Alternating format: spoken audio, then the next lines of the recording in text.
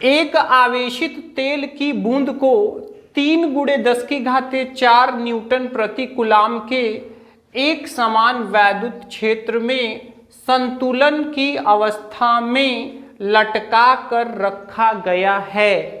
यदि इसका द्रव्यमान 9.75 × 10⁻16 किग्रा हो तो इसके ऊपर वैद्युत आवेश की मात्रा ज्ञात करनी है। फिर से वही क्वेश्चन जो इसके पिछले क्वेश्चन में था कि यहाँ पर एक आवेशित तेल की बूंद है जो कि अपने वेट यानी कि भार के कारण नीचे आना चाहेगी। विद्युत क्षेत्र इस पर एक बल लगा रहा है F जो कि इसको संतुलित किए हुए है। ठीक है, तो अब यहाँ पर हम अगर इसको हल करें तो हम क्या क्या लिखेंगे, जो जो चीज़ें हमें गिवन है यानी कि दिया हुआ है वो चीज़ें हम यहाँ पर नोट डाउन करेंगे। इसके बाद यहाँ पर जो चीज़ें पूछी गई हैं तो यहाँ पर देखिए ये वैद्युत क्षेत्र E बराबर यहाँ पर 3 × 10⁴ न्यूटन प्रति कूलाम। ठीक है, ये दिया हुआ है और यहाँ पर इसका जो द्रव्यमान है m वो कितना है,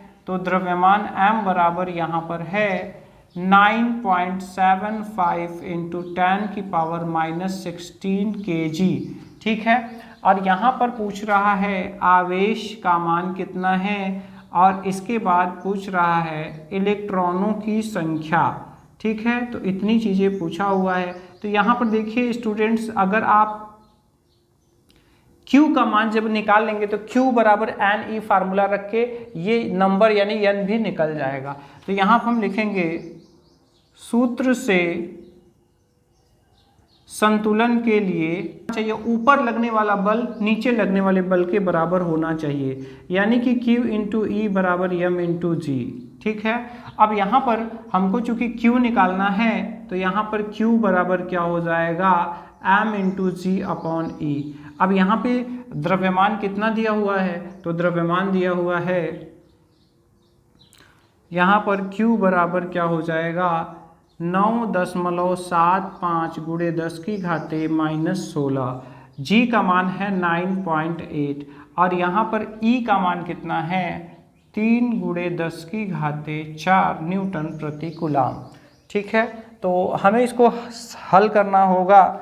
तो हम यहाँ पर देखिए 3 से इसको कट कर सकते हैं।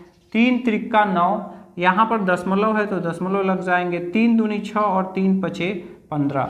ठीक है, तो यहाँ पर फाइनली नीचे ये 4 10⁻, इसको भी हम ऊपर ले जाएंगे तो कुल मिलाकर ये आ रहा है 3.25 × 9.8 और यहाँ पर -16 में -4 जोड़ देंगे।